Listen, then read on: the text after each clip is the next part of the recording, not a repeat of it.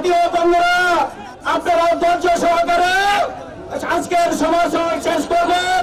আগামী দিনে আমরা আশা করব কসবা খেলার প্রাণপ্রিয় নেতা আলহাজ কবির আহমদ ভূঁইয়াকে যেন নমিনেশন দেওয়া হয়।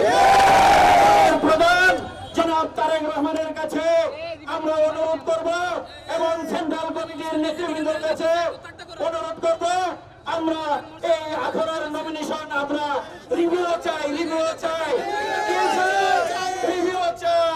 আমরা কবির আহমেদ ভূঁইয়াকে 17 বছর যাবত আমাদের এই কসবা ঘেওড়াকে হাঁটি হাঁটি পা করে সমস্ত কমিটিগুলা উনি করে দিয়েছে। আজকে আমরা দেখতে পাচ্ছি কার কালো হাতের ছোঁয়ায় কোন ষড়যন্ত্রে বশবর্তী হয়ে আজকে যে নমিনেশন দেওয়া হয়েছে আমরা তার প্রতিবাদ জানাই।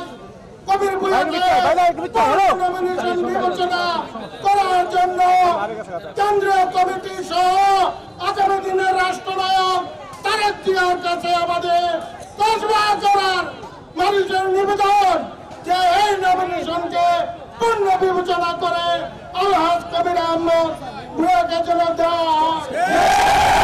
আমরা কসবা ঘেওড়াতে সব বিএনপি ঐক্যবদ্ধ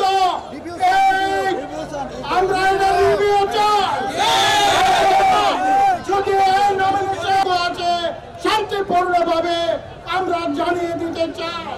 আপনারা এখনো সময় আছে আমাদের এই কসবা ঘেওড়ার নমিনেশনকে যারা আছে সবার মনের দিকে তাকিয়ে ছাত্রদল, যুবদল, স্বেচ্ছাসেবক দল, শ্রমিক